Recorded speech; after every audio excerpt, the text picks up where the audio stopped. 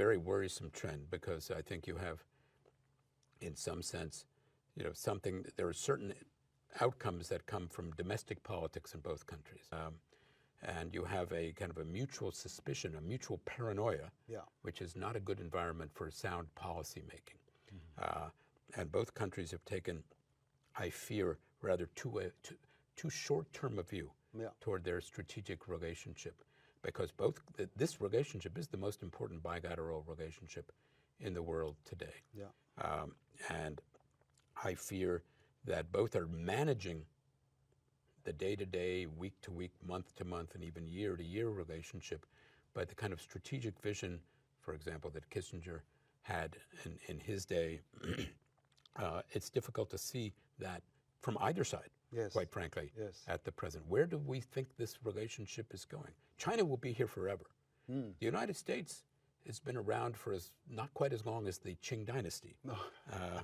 But it has, I think, a very, very promising future.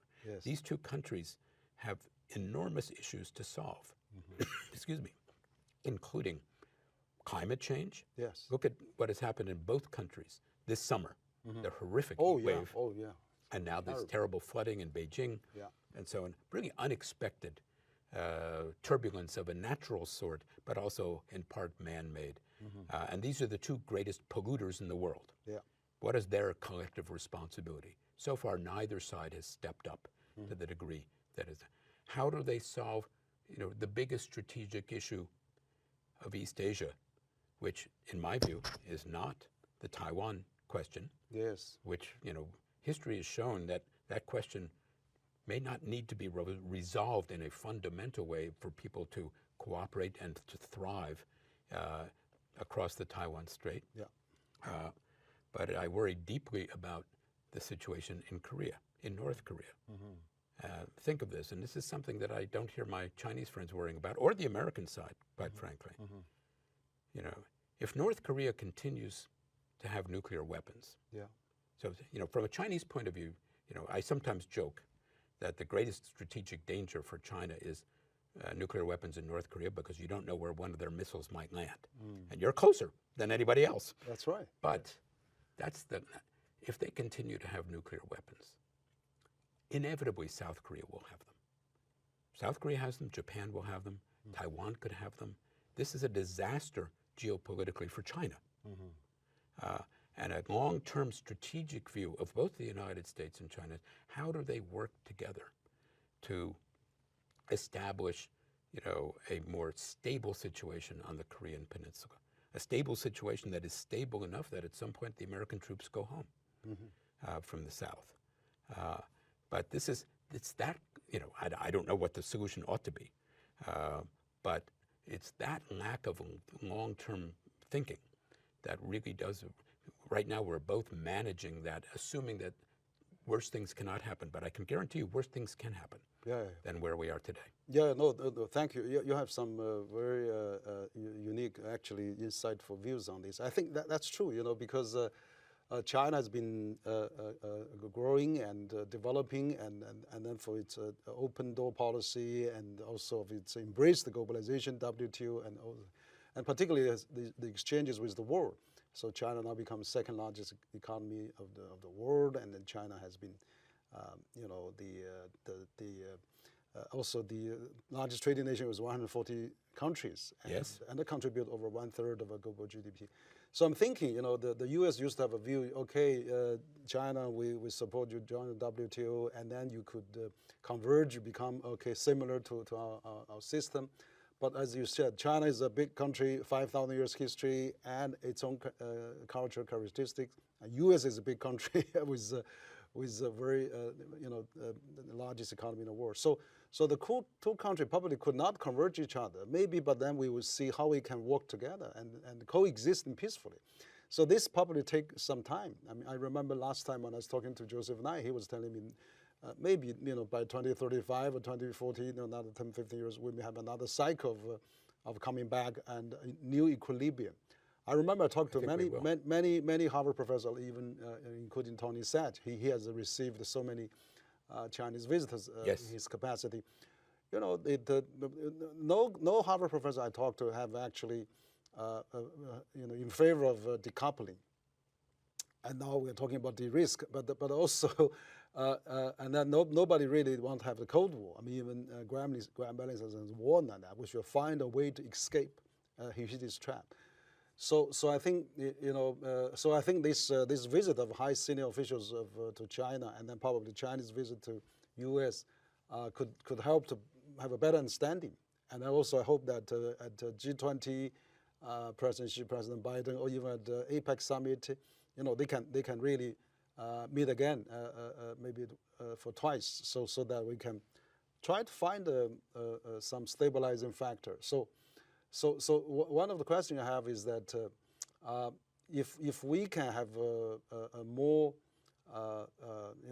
multilateral system or some kind of coexisting formula, and then to both U.S. and China can really accept each other, because this binary view of autocracy and democracy may not working, because China does have a different system there. So what do you think about in the long run how we can peacefully coexist?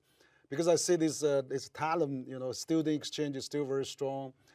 Trade is very strong. Last year they have actually break the record, China-U.S. trade numbers. And again, I know a lot of companies are not happy. For example, 70% of Chinese energy depends on the import. China spends more to import chips than energy.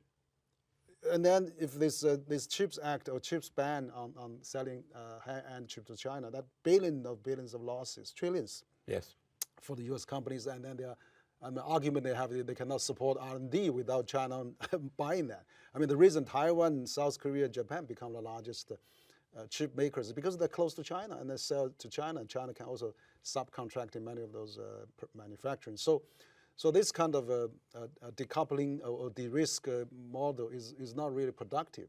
And you are the business professor, so what do you think about how we can really co-work together and in the 21st century? Well, I think it's very important to focus on those areas where we must work together. Yeah. And then on those areas where we absolutely can work together. So you have a kind of as I said, this mutual paranoia, the fear that each side has a deep hatched plot that will be to the detriment of the other side. This is in the political elites of both countries, not so much in the general population. And public opinion is very malleable. 60% of Americans had a positive view of China before Trump was president. Now it's 80% negative. The damage that his administration did in this area is really incalculable. Yeah. But I think, if you look at one area, the CHIPS Act in the United States has a foreign policy too easily defined by sanctions rather than by incentives. Yes. And China has a foreign policy, not by sanctions, but China has managed over the last 5 to 8 years to antagonize almost all of its East Asian neighbors. Rather than being the big brother of its East Asian neighbors, its relations with many of its East Asian neighbors are worse than they were 10 or more years ago. And that drives them more toward seeking help from the United States. So it is, you have a kind of mutually reinforcing set of affairs. But I think from the point of view of business, right now we're in a situation in which things are a little bit flipped. That excuse me, Chinese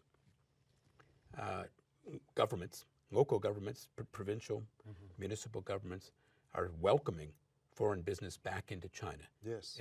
In an aggressive way. And if you're an American company doing business in China today, your biggest political risk doesn't come from Beijing, comes from Washington, because you don't know where the next set of regulations can be. And so my personal view is that in multiple areas, in technology as in other areas, but as in education, it isn't true that one side has to win and another side has to lose. Who, after all, is the leader in the world of semiconductors? It's a company, not a country.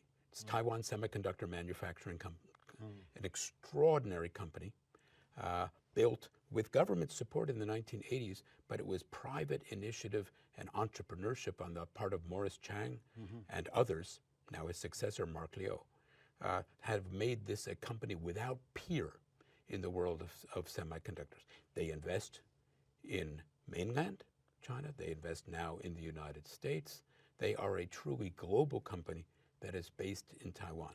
And yet both sides, and particularly the American side most recently, have kind of restricted the kind of freedom of, market considerations for that company in deciding where next and possibly to invest. Hence this large investment in Arizona.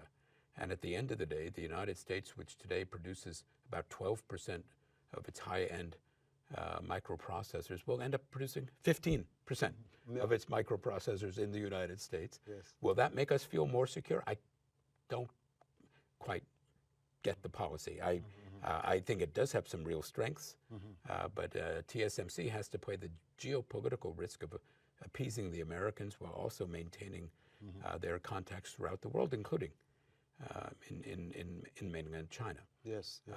As Morris Chang is one of the most remarkable business people I've ever met. I've done 3 or 4 business school cases on TSMC. Oh, good, yes. And he was a Harvard freshman. Oh, I see. Okay. And when he was here as a freshman, he came to love English literature, and he wanted to be an English major. I see. And when he told his father that he wanted to be an English major, his father forced him to transfer down the river to MIT to get a real education in engineering. Okay. That worked out very well. Okay. But he is, a remarkable talent, and has built this company that is, at some sense, it's geopolitical risk. If the Americans and the Chinese really care about this global economy, they should care significantly about the prosperity of a company that has no peer in the high-end world of semiconductors.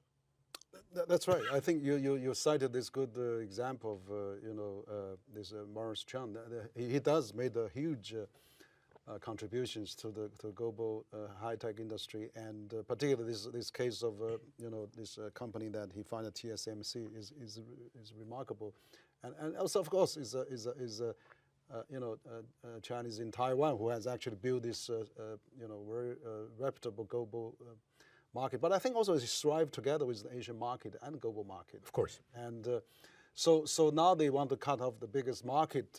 China buys 30-40% of semiconductors worldwide, and then that is really hurting all those bottom lines of all the companies. So the policy may not be wise. I'm expecting Secretary Raimondo is visiting China this month, and hopefully we could get some more clarification as to how many things they can lift or stop. For example, there's 1,300 companies or individuals on American entity or sanction list.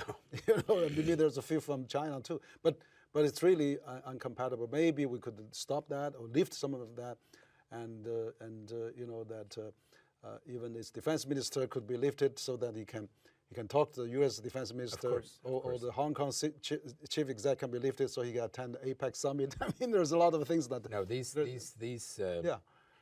when. It's an interesting. It has really gotten more than a little bit out of hand. That's right. Sanctions are what you do when you have you want to show an opinion. And have some influence, but the number of cases where international sanctions have actually achieved their purpose is very few. South Africa under apartheid is one example of eventually achieving something. Sure. But look at the American sanctions on Cuba, which began in 1960. How successful have they been? That's right. So it's very counterproductive. Another example is I know there's a research lab which plays a key role in stop fentanyl coming to the United States, but that has been under sanctions. So basically, I didn't know. Discourage them and paralyze them for doing more. So I think we should probably abandon this kind of keep sanctioning each other. Well, one company that I've studied very well.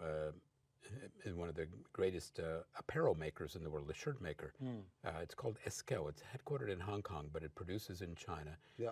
And at its height, it made more than half of the high-end men's cotton woven shirts in the world, and made from excellent Xinjiang cotton, buying cotton from Uyghur farmers in Xinjiang.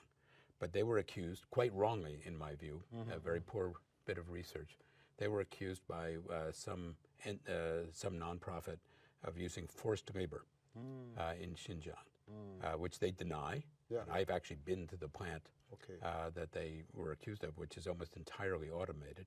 So I think it is a mistake. Yes. But they have invited in, so they want to get off this entity list. They're on the entity list. Yes. They've lost many markets around the world because of it. And they would welcome international visitors to come and look at the facilities and to judge for themselves. Yeah. But then the Chinese side won't let the international visitors come and look. Oh, yeah. So they're caught between that's the global tensions between China and the United States. Yeah, we should have more visitors. I mean, I think Xinjiang should, probably they are welcoming all the visitors. We know there's some ambassadors going, some journalists, but we should, welcome even more so that some myth and some misunderstanding and interpretation can be clarified. But I know that, we know that Chinese companies sometimes also have a hard time in the U.S. You are the business professor, for example. This ByteDance the CEO has been grilled at 6 hours in the Congress, and then they were worried about this, TikTok has some national security issues. But sometimes I was wondering, I mean, we talk about Taiwanese companies, and we know that the Apple and Jerry Gould, Foxconn, Apple produced more than 90% of its old gadgets, phone, iPad and computer, everything in China. And then there's no national security issue. I mean, but then, so probably we should not paranoia of really suspect each other so much that we really should trust, the industry, as you said. I mean, the industry really, knows what's the best, and then they are going to stick to the rules and the regulations. China also actually, Ministry of Foreign Affairs has put a proposal of 8-point of a data initiative, which says any company operating in the foreign countries from China, they are not required, or they should not report their data back to the Chinese government.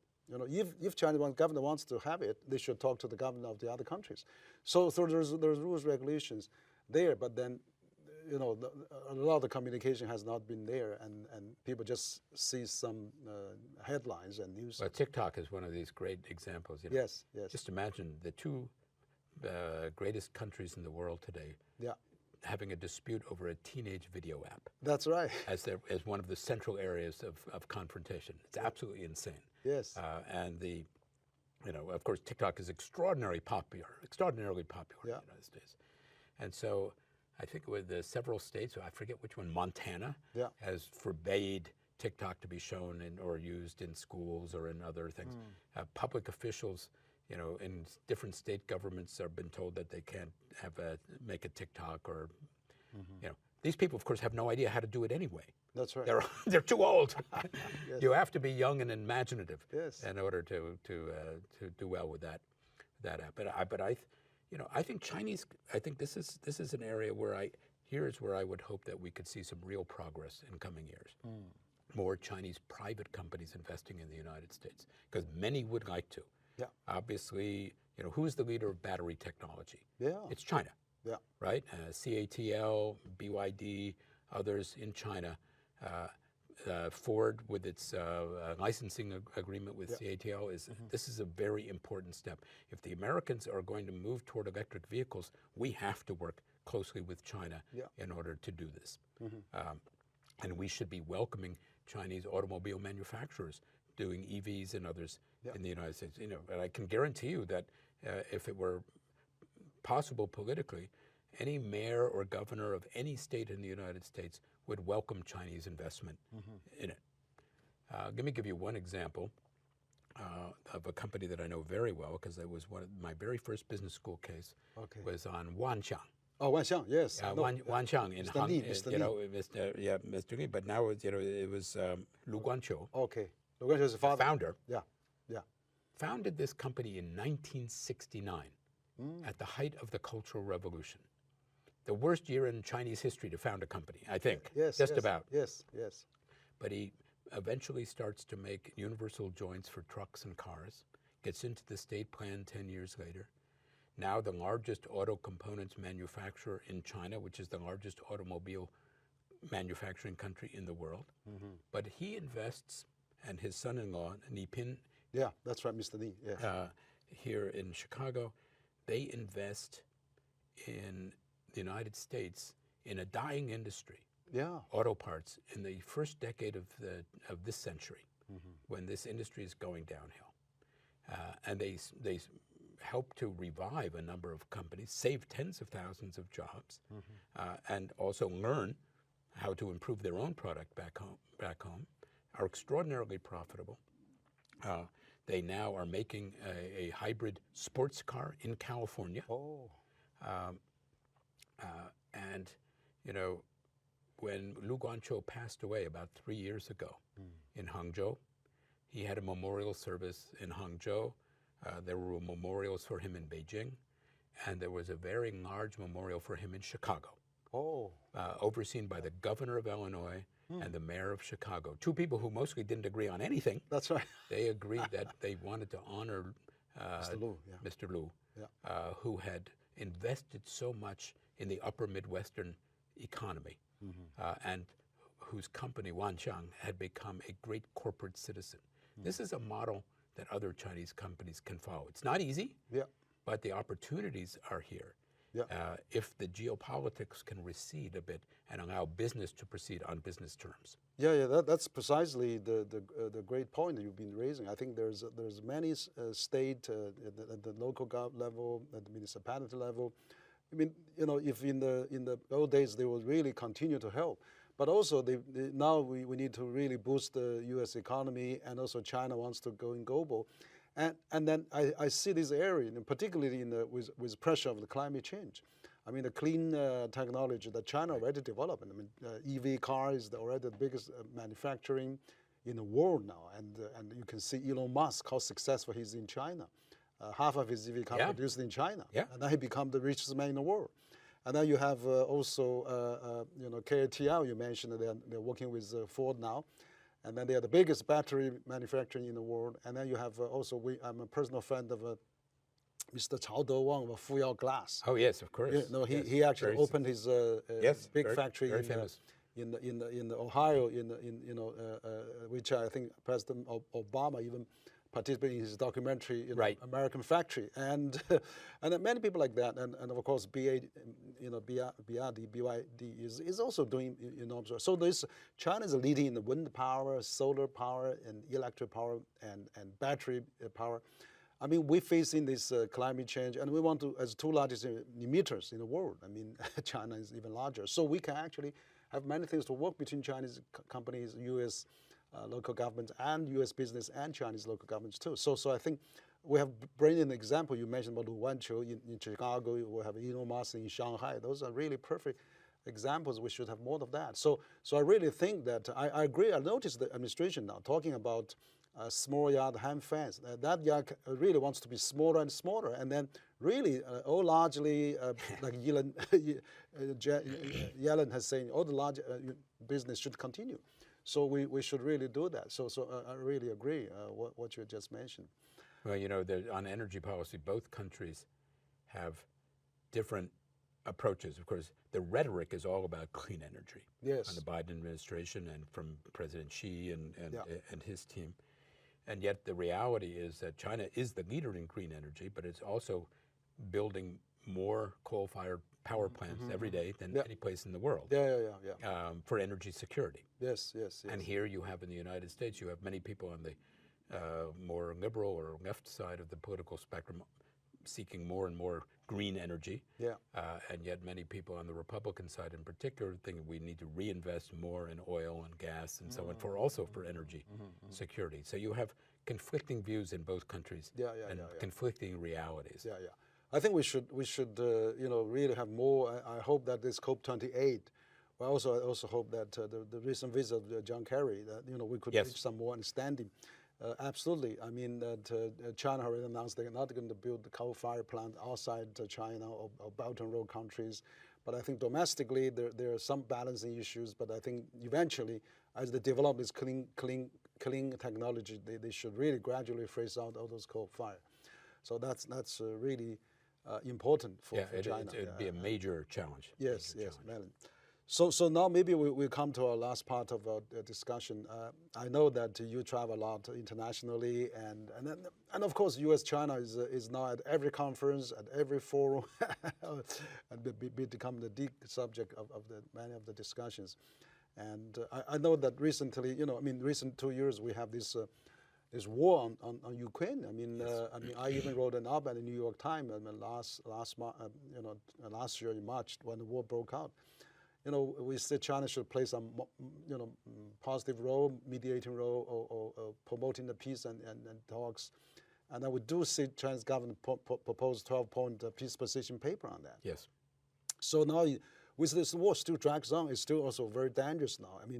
U.S. is absolutely also involved with NATO and support. And so how do you see this prospect and how China and U.S. can work together? EU also is very, very important. So is there a possibility that U.S., EU, and China, we have a trilateral mechanism that really works on this issue with UN, with maybe have, as I said at the New York Times op-ed, maybe we could have a 7-party talk, P5 plus EU plus Ukraine. And so this is really, in many minds of European countries and of course American too. China wants to see the peaceful end of this conflict, and then China doesn't really side it with Russia. Of course, China wants to probably some neutral position, but then in order to really convince both Russia and Ukraine, China couldn't be 100% position as US or EU. No, sure. Yeah. So on this, I don't know if you have any. I do have views on it. Sure. Countries sometimes, and the United States, our recent history is full of major foreign policy mistakes or foreign policy errors. Yeah. Look at Afghanistan and Iraq. These are own goals, as one would say in the world of soccer. Yes. In the world of football, really, but at a great cost to the country and a cost to those countries. I think major foreign policy mistakes.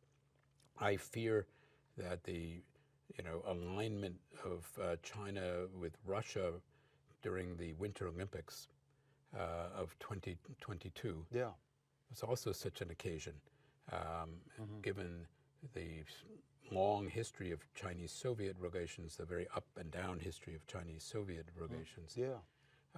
But it was absolutely to the detriment of China's relationship with Europe, because China, 2 weeks after Mr. Putin visited President Xi, a war breaks out. And people have to believe that the Chinese side gave Russia a blank check to do what it wished. They not that they could stop it, but surely Mr. Putin will have told them what might happen. The most famous blank check in diplomatic history was that Germany gave Austria in 1914. Serbia is a troublesome neighbor. Go ahead and deal with Serbia after the events of June of 1914. And this blank check unleashes World War I. Blank checks are very expensive to cash, as it turns out. 2 years later, the German general leading the war, a gentleman named Ludendorff, writes to a friend about Austria, Germany's ally. And he says, "We are allied to a corpse."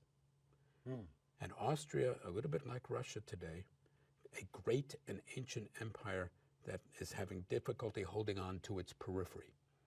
And sometimes in the decline of empires in world history, that is when they are most dangerous. And here you see, from one point of view at least, Mr. Putin seeking to regain territory that had been formerly part of the Soviet Union by invading a sovereign country that China recognizes as a sovereign country. So China is now in a very difficult position because it believes in the sanctity of borders. It believes in national self-determination. It believes in the Charter of the United Nations on the sanctity of borders. It believes that countries should not interfere in each other's internal affairs. And yet it has tacitly, but not explicitly, backed the Russian side in this. But it has come at an enormous cost of China's relations with Europe, because a war has been unleashed on the doorstep of Europe for the first time in a large scale since World War II. So this is a heavy responsibility on the Chinese side, in my view. And so perhaps with that responsibility comes the authority to actually then do something significant. I think China could be a broker of peace in this war. I think the Ukrainians have maintained very professional relations with China, and China has maintained professional relations with Ukraine.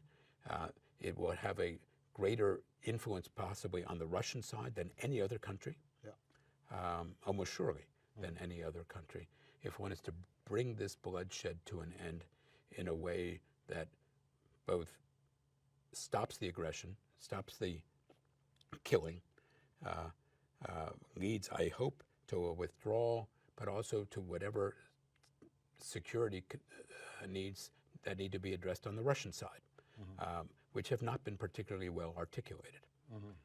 So it is, but it is a terribly damaging war. Of course, most damaging of all to Ukraine, where you see these beautiful cities being attacked, civilians being killed for reasons that really harken back to a war that happened more than 100 years ago. Yeah, no, that's it's very unfortunate, very very tragic, and it's shocked the whole world. I mean, we haven't seen any war broke out in the last 77 years after the Second World War on the European continent, and this is probably the largest scale war that we ever seen in the modern human beings, and that's really, you know, and also the modern war that you showed on the television set every day and on the social media, that's really affect everybody, and so. And you think of it from where, you know, China today is, in my view, the best strategic position of its modern history. Yeah. There is no country that actually threatens China's borders today. Certainly not Russia, not Japan, not Taiwan, not Vietnam, not India, although there are tense relations with many of these. No one threatens China's borders today. And China has prospered because we are today, from 1979, the end of the battles with Vietnam, Chinese-Vietnam War in 1979, we are in the longest period of peace in East Asia since the Opium War. That peace is the precondition of prosperity. That peace allows for investment from the outside into China. It allows for Chinese entrepreneurs to have confidence in their future. It allows for Chinese governments to invest in the future of their country and in the infrastructure that has helped make China so strong today. Peace is the precondition of prosperity. And anything that endangers peace endangers everything. And this is why talk of war, wherever it is, whether it's in Korea, at Taiwan Strait, anywhere, is dangerous because it increases the possibility simply to talk about it and to prepare for it. The great diplomatic historian, British historian A.J.P. Taylor once said, war is never inevitable until it breaks out. But when it does, then you do not know what the consequences will be. That's right. It's so devastating, and of course in the modern life, I mean, the current generation, nobody experiencing war. I mean, probably their grandfathers or mothers. I was visiting the European Union in May with one of the senior officials, and then they were sitting a row of senior officials of European Commission on the opposite side, and the head of the table, he said, look, our ancestor, our grandfather, all from different countries, we used to fight, but now we're sitting at one table. So European Union, I mean, we see a war broke out there is really, on their border is really dangerous, and absolutely China, as you said, probably enjoying the peacetime they've seen in the last 75 years, because China has a 4,000 kilometers borders with Russia. And, you know, used to be a big warrior for China also, you know. And so absolutely right. Now China, you know, Russia depends quite heavily now on economic trade with China. I think China is in a good position. China also the largest trading partner with Ukraine. And also after the war, China could be the largest reconstruction of Ukraine as well. Absolutely. Reconstructor. And So it would be the best use of Belt and Road that's right. imaginable. That's right. But also, Ukraine is a signing country to the Belt and Road as well. Right. So I think there could be a way that U.S., EU, China can talk together, and then bring Russia and bring Ukraine to the table. And then if China is there, I mean, both sides will say, okay, we because China is here, is a neutral party, we are willing to compromise and do something. So at least we should start some process. And absolutely, I think it's important that this soft power China recently is more and more having. After breaking the deal with Iran and Saudis, it's getting there, and hopefully we could better use that. And your advice is really important. So Bill, last time I met you, we were attending the advisory board meeting for Duke Queensland University. Yes. That's indeed. really, yes. We are both sitting on that advisory board. But I want to conclude because we are today at Harvard, at the heart of Harvard, the largest Harvard library of the U.S. campus. So Harvard has a long tradition with China. We'll talk a bit about that. But I know that there are still many schools here at Harvard. Like we know you are at the Harvard Business School, but you used to also be the dean of Arts and Humanities faculty, and we have a Fairbanks Center, we have a Yanjin Center, we have a Harvard Yanjin Institute, we have Harvard Kennedy School, and Design School, Education School. So it seems there's a lot of bonds and connections that China has, and also you talk about the stone. That Hus has donated here, I saw that is really very noticeable. So maybe we want to conclude as to, and also including the Shanghai Center that Harvard has only outside the campus in the world. So as a China, China-U.S. academic changes, particularly Harvard and China, you are the leading figure for that. Maybe we can conclude on the further exchanges, and also what about those activities of different schools that are they still very active, or how can they do more and in the future? Yeah. They have remained as active as possible, happily thanks to Zoom and other things over the course of zero COVID. Our School of Public Health worked very strongly with Chinese counterparts. Ronnie Chan donated the school. So Gerald and Ronnie Chan both of them, named the school for their father, the T.H. Chang School of Public Health here at Harvard. That's right.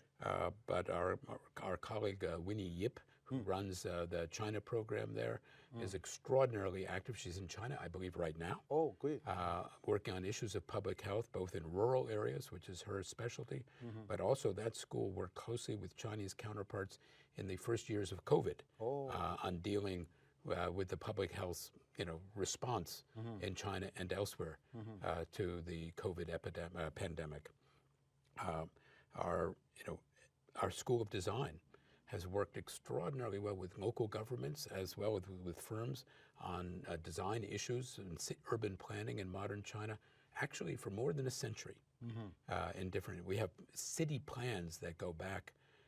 I once wrote an essay about how Nanjing became the capital in 1927, and we have the original city plan for Nanjing as the capital. Yes, it would have been and it was a beautiful capital. Still a beautiful city today. So every school of Harvard has an engagement with China that's very, very important. Yes. And every school wants to continue. Our School of Education, we have wonderful Chinese graduate students who come on a very frequent basis. And right now I'm editing a volume about innovation in higher education with my colleague Howard Gardner of the School of Education. And of course, a number of these case studies of innovation are to be found in China today. So, we have so much to look forward to. Yes. Harvard Yanjing Institute, founded in the late 1920s, has brought to Harvard so many generations of talent from China to Harvard who have made a big impact here at Harvard and then returned to make an even bigger impact, we hope, back in China. And the reason I'm so passionate about re-engaging and deepening our commitment is this. I was a student of John Fairbank. Okay, I see. 北江清教授. Yes. John Fairbank learned his Chinese history at Tsinghua University in the 1930s. He was a student of Jiang Tingfu, the great historian who was educated on a Boxer Indemnity Scholarship at Oberlin and at Columbia, became chairman of the history department at Tsinghua. And Fairbank was served in the consulate, in the embassy in Chongqing during the war, came back to start China programs here. He had a strong sense of academic collaboration from the 1930s, 40s, into the early 50s. And then it was cut off by the Korean War on both sides. Yeah. And it would not restart until the early 1970s. And he said one of his biggest regrets in life to me once was the cutting off of these academic friendships and relations with Chinese universities and Chinese scholars. I see. And he said this with great regret in the 1970s. I would say that we are determined that that not happen again. No. We share, broadly speaking, the same values as our Chinese counterparts. For political reasons, there are difficulties on both sides in acting upon those values at times.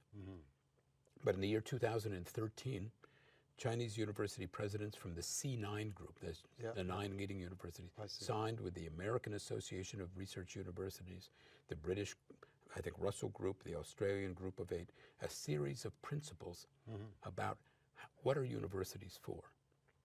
They are for freedom of research and teaching. They are for academic autonomy and self-governance, and they are for the creation of knowledge in an unfettered environment. And this reminds me of a very famous phrase at Tsinghua University. There was a scholar named Wang who committed suicide in 1927 for political protest against the nationalists. And his colleague, Chen Yingke, wrote a memorial to him saying that his was a 独立之精神，自由之思想, a spirit independent and a mind unfettered. Those are the values held dear at Tsinghua University. Those are the ones that we hold dear here at Harvard. And we need to act on them to the highest degree possible to increase our mutual understanding and our cooperation. Yes, that's really a great, recall of all those historical inspirations and moving stories, and also, of course, still inspire us to continue. And I remember when I was here, I spent a year at Harvard Kennedy School as a senior fellow, and it was really a lot of learning. I mean, the campus here, the exchanges, and also the attitudes to welcome Chinese students was enormous. And I remember during that time, same time with me was Pan Gongsim. He was one of the fellows. Now he's the governor, just promoted the governor of People's Bank of China. This is wonderful. Yeah, he was a New World Fellow at that time. We were together. And then there's another New World Fellow, Mr. Wang Zhongwei, now become the governor of Guangdong province. So you can see how Harvard has. Well, I see, and one person I came to know very well in working on this Schwarzman College, Schwarzman Shuyan, was President Chen Jining. Yes. And I visited him in Shanghai recently. Yes. Now that he is the party secretary there. Okay. Shanghai.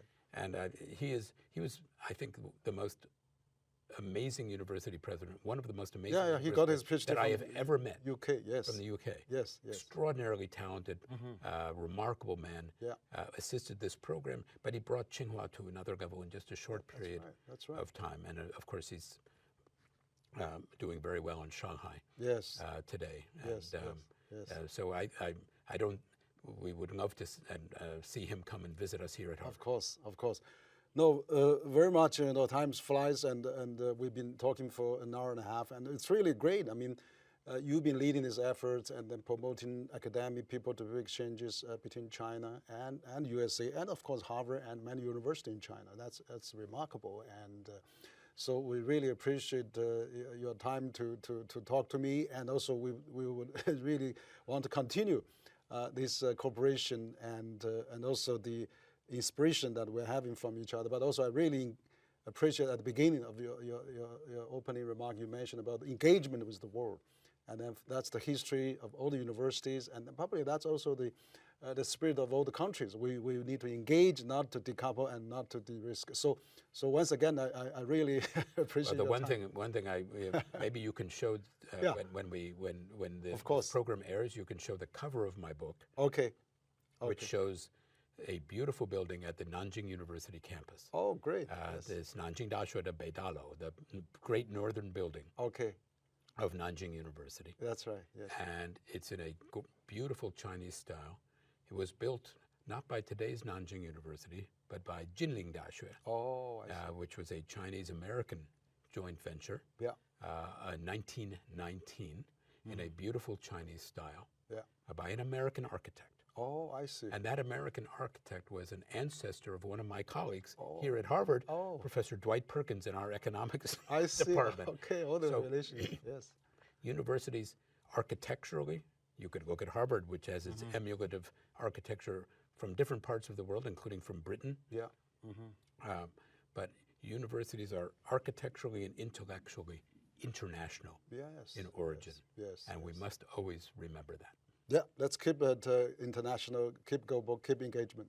Great. So, Bill, thank you very much for And your Henry, time. thank you so much for the work that you're doing Okay. for dialogue across the Pacific. So Thank you. Thank you very much, Bill. Great. Okay, Take good. care. Okay, thank you. So we finished this episode of a CCG Special Global Dialogue at Widener Library at Harvard campus. Thank you very much for viewing this. Thank you. Goodbye.